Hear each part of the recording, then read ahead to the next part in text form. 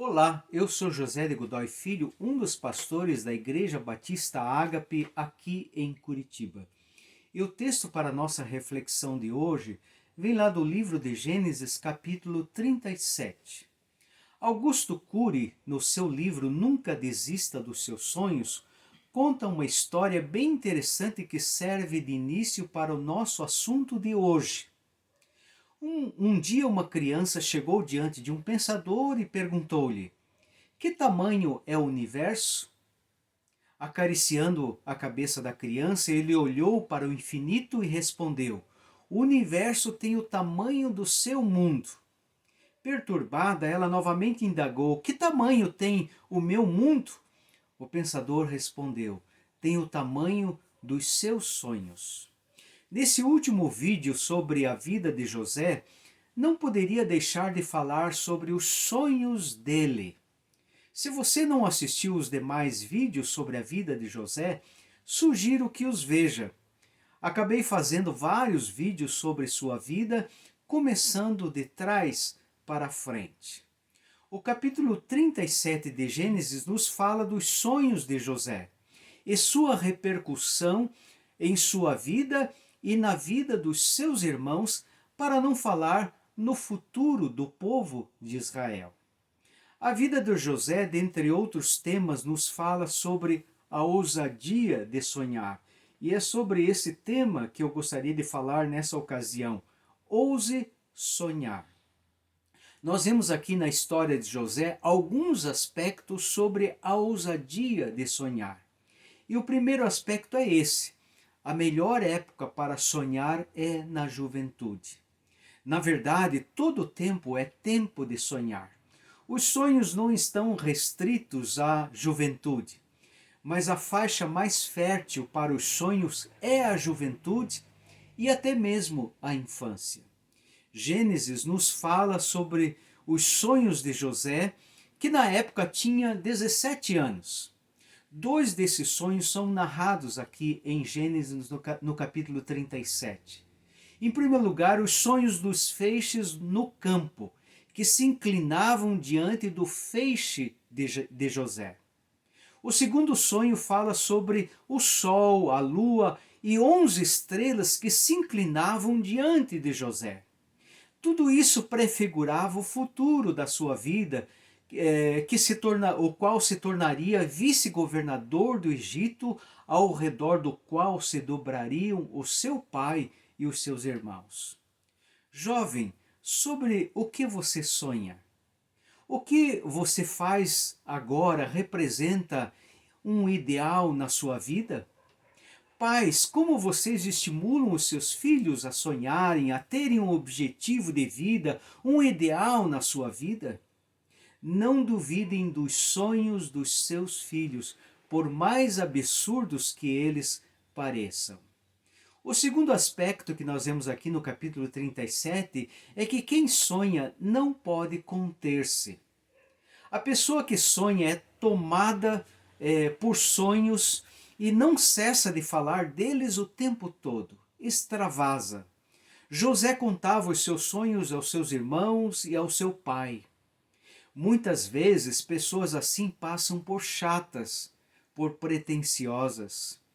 Não querendo racionalizar demais os sonhos de José, pois eles eram de origem divina, Deus tinha um plano especial para a vida de José e para além dele. Mas os estudiosos dos sonhos dizem que eles retratam nossa ansiedade, nossas frustrações, preocupações, medos, experiências passadas, etc., mas também os nossos desejos. A semelhança de José, Deus pode colocar um sonho no nosso coração.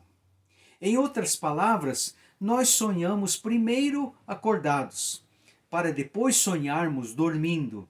Se José sonhava à noite, é possível que durante o dia ele pensava no seu futuro, acalentava desejos. Você já sonhou acordado? Você já teve um desejo ardente de fazer algo na sua vida? Você sonha à noite com os pensamentos e acontecimentos que lhe ocorrem durante o dia? Você já importunou pessoas falando dos seus sonhos? Quem sonho extrapola, não consegue guardar os seus sonhos só para si. Em terceiro lugar, nós vemos aqui no capítulo 37 que quem sonha pode provocar reações negativas nas pessoas que a rodeiam. Nós vemos aqui na história de José 6 reações negativas da parte dos seus irmãos aos sonhos de José e a ele mesmo. Essas mesmas reações podem suceder a qualquer pessoa que esteja tomada por um sonho ou por sonhos na sua vida. Em primeiro lugar, os sonhos podem atrair o ódio das pessoas. José era odiado por seus irmãos, não somente porque era o filho preferido de Jacó, mas também por causa dos seus sonhos grandiosos. Em segundo lugar, os sonhos podem provocar a incredulidade das pessoas. Nem os irmãos e nem o pai de José acreditavam nos sonhos de José. Muito embora os sonhos de José deixassem o seu pai pensativo. Em terceiro lugar, os sonhos podem ensejar desencorajamentos da parte das pessoas mais próximas. Aqui está um equívoco de José como pai. Além de preferir José em detrimento dos demais irmãos, ele não sabia como lidar adequadamente com os sonhos do seu filho. Ao invés de incentivá-lo, ele repreendeu José pela ousadia dos seus sonhos, embora ficasse intrigado com os sonhos do seu filho. Podem também provocar ciúmes das pessoas. A razão do ódio dos irmãos de José é que sentiam ciúmes e inveja de José. Já com certa idade, acomodados às suas atividades pastoris, os irmãos de José se sentiam inferiorizados com um irmão tão cheio de sonhos. Isso talvez lhe fazia lembrar dos seus fracassos, do seu comodismo, das suas frustrações. Não somente os sonhos em si provocavam inveja dos irmãos de José, mas até o modo de José falar dos seus sonhos era insuportável aos seus irmãos. Os sonhos também podem provocar zombaria das pessoas. Quando José foi mandado por Jacó a Siquém para saber se seus irmãos estavam bem no serviço de pastoreio das ovelhas, receberam-no com zombaria. Quando José ainda estava longe, eles disseram: "Vem lá o tal sonhador." As pessoas que têm inveja, ciúmes e descrença em relação aos que sonham podem lançar mão do expediente do sarcasmo e da zombaria. E em sexto lugar, a pior das reações, os sonhos podem provocar hostilidade da parte das pessoas. A inveja, o ódio da parte das pessoas podem ser tão fortes que podem dar lugar à hostilidade, até mesmo hostilidades físicas. Eu acho incrível o que os irmãos de José planejaram e fizeram com ele. Eles chegaram a planejar a morte do seu irmão.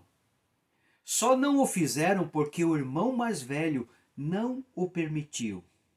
Mesmo assim, o despiram e o jogaram numa cisterna sem água. Depois venderam José como escravo para os ismaelitas que iam passando por ali por 20 ciclos de prata, salário de 2 anos e meio de serviço. O negócio foi lucrativo. Para dar satisfação ao pai pela falta de José, simularam a morte deste matando um bode e sujando a roupa do irmão vendido com o sangue do animal.